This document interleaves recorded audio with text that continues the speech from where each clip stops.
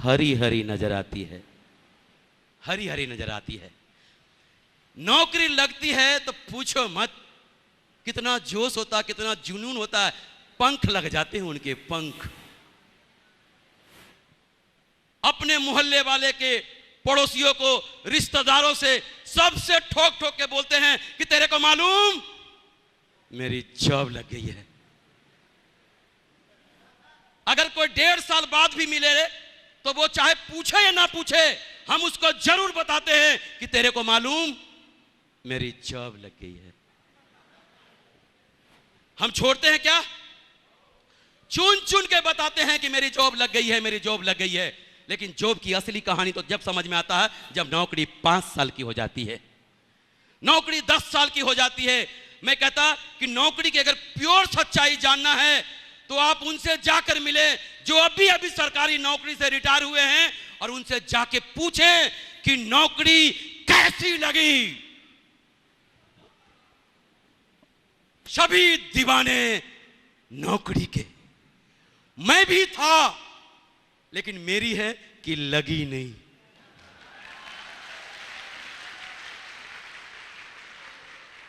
और आज मैं परमपिता परमेश्वर को धन्यवाद देता कि मेरी लगी नहीं। शायद लग जाती तो मेरे को भी गरूर हो जाता और इस बिजनेस को नहीं करता तो आज मैं आप लोगों के सामने भी नहीं होता। लेकिन दोस्तों, क्योंकि नौकरी हमने खुद अपने ही घरों में देखा है। हमारे दादाजी जितने भी भाई सारे रेलवे में नौकरी करते थे। हमारे पिताजी जितने भी भाई सारे रेलवे में नौकरी करते थे। हमारे पिताजी रेलवे में इंजन फिटर हुआ करते थे। और जब उनको 1 तारीख को तनख्वाह मिलती थी ना, आहा, एकदम से गरम हो जाते थे, गरम। इधर थैला लटका हुआ फल फ्रूट का, बेटा तू भी ले, तू भी ले, तू भी ले। 1 तारीख को पापा जी से मांग लो जो शाम मिलेगा। मैंने अपने ही आंखों से पिताजी को 1 तारीख को एकदम से गर्म होते हुए देखा, लेकिन इन्हीं आंखों से 15 तारीख आते आते नरम होते हुए भी देखा। और महीने के आखिर में 25 तारीख आते आते पक्के बेशरम होते हुए देखा। एक 500 का नोट दियो, 1 तारीख को दे दूंगा। 1000 का नोट दियो, 1 तारीख को दे दूंगा। दोस्तों, नौकरी इस बात की गारंटी है कि आपको कभी भूखा नहीं मरने देगी। लेकिन यह बात भी तय है कि नौकरी जीवन में आपको कभी भी आगे नहीं बढ़ने देगी, कभी भी आगे नहीं बढ़ने देगी, कभी भी आगे नहीं बढ़ने देगी नौकरी।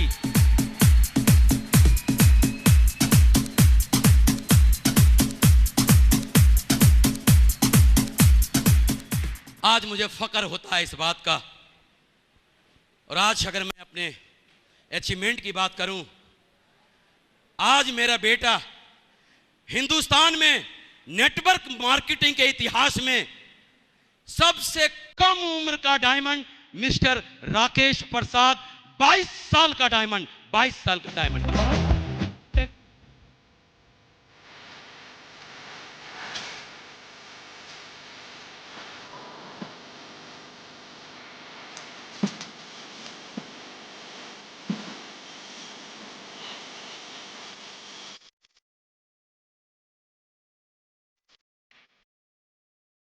आज नेटवर्क मार्केटिंग के इतिहास में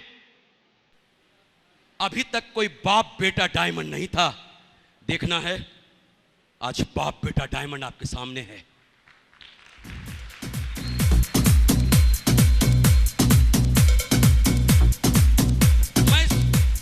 मैं सोचता था कि ये फंसने फंसाने का बिजनेस है। अगर ये फंसने फंसाने का बिजनेस होता तो राजीव चतुर्वेदी जी ने संजय जैन जी को फंसाया, 20 करोड़ से ज्यादा कमाया।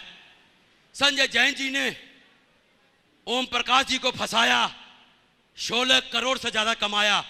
ओम प्रकाश जी ने नरसिंह गिरेवाल जी को फंसाया, 8 करोड़ से ज्यादा कमाया।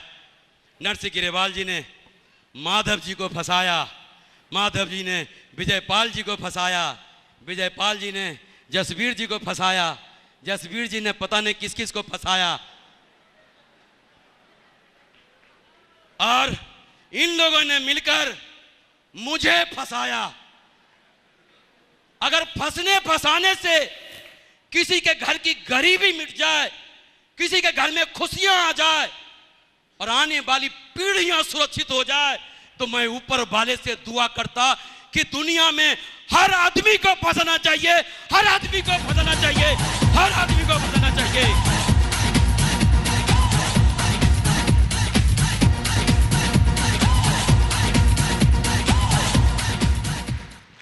फंसने के बाद अगर ऐसा जीवन मिलता हो तो फंस जाना चाहिए, फंसा देना चाहिए। और आज मैं उस आदमी को सैल्यूट करता जिसने मुझे फंसाया।